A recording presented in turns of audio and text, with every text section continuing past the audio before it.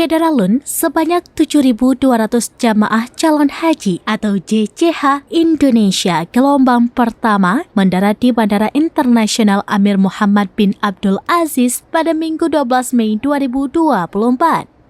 Untuk menyambut kedatangan para tamu Allah tersebut, sebanyak 365 petugas penyelenggara ibadah haji atau PPIH Arab Saudi Dakar Madinah telah siaga di sektor masing-masing.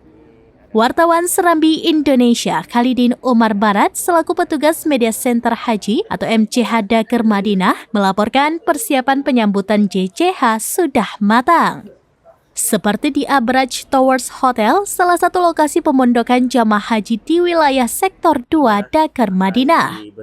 PPIH Arab Saudi telah menyiapkan segala keperluan untuk melayani JCH di hotel tersebut. Di Tabah Towers Hotel ini, jumlah jamaah yang masuk sebanyak 833 orang dari embarkasi JKG 1.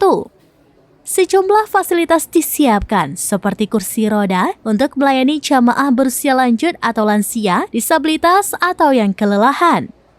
Petugas kamar juga siaga menyiapkan kamar hotel agar ketika para jamaah datang dapat langsung beristirahat.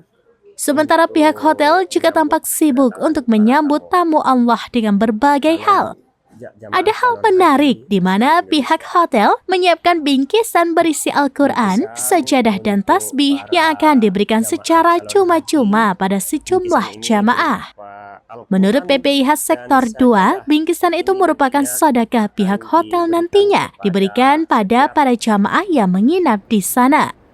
Kecuali itu juga pihak hotel menyiapkan aneka makanan dan minuman hingga coklat untuk disuguhkan kepada jamaah calon haji Indonesia. Jamaah calon haji asal Indonesia.